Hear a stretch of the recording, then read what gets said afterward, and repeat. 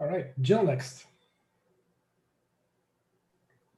So Avi, I get a little bit pissed off when you throw the entire scientific culture under the bus, because some of us have been thinking about and building instruments to find anomalies for a very long time.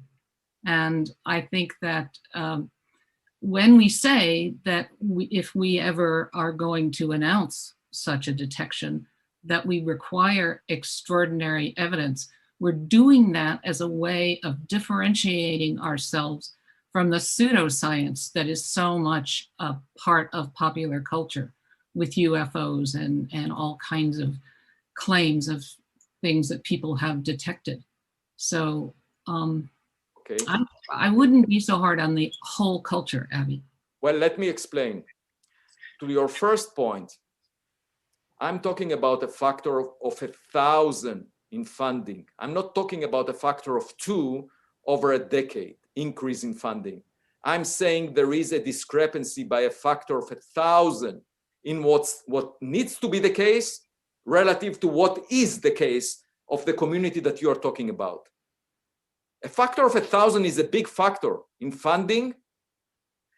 And moreover, it's even a bigger factor in bullying, because anyone that makes a suggestion in the direction of technological signature is being bullied and ridiculed. I don't. Wait a second. Let me finish. Now, my second point, which is very important, is in the Dark Ages, people used to say that the human body should not be dissected. There shouldn't be operations because it has magical powers, because there is a soul. Now think about it. If scientists were to say, we don't want to discuss the human body until there are extraordinary evidence for something, we don't want to discuss it because of all this nonsense being said about the human body, where would modern medicine be? I say science has an obligation to focus on problems that are of interest to the public and use the scientific method to resolve them. And rather than say, we need extraordinary evidence and then step on the grass and not allow it to grow, which is currently the case. We need extraordinary evidence, but anyone that mentions this possibility is ridiculed by some blogger that doesn't even write a single paper in a decade. That makes no sense whatsoever. This blogger should first practice science. Well, some of us do. No, let me finish. How dare people make statements about scientists that explore these possibilities within the scientific method? That's the acidic culture that I'm talking about. There is an acidic culture that suppresses innovation in the current culture of science. And the best example is SETI, because they say we need extraordinary evidence, and then they don't let people search for that extraordinary evidence by a factor of 1,000. I'm not talking about a small group of people at Berkeley or at the SETI Institute doing some work.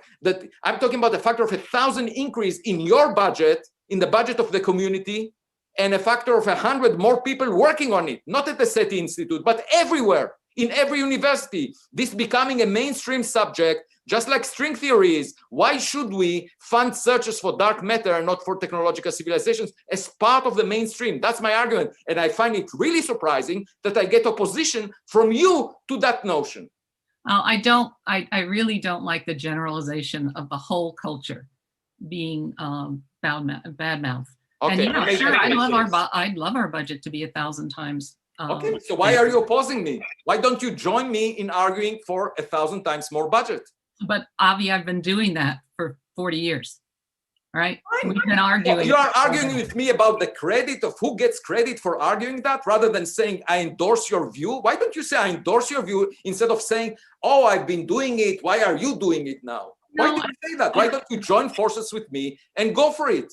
Rather than say, actually, I said it 40 years ago. You are saying it now. I want credit for that. You don't get credit. Who cares? Like, we are trying to promote a common cause. And you're arguing with me about credit. I just don't understand it. I think the culture as a whole shouldn't be bad-mouthed. That's what I'm saying. I think that you're being too sweeping in your condemnation. Okay, factor of 1,000 is too sweeping. Okay, fine.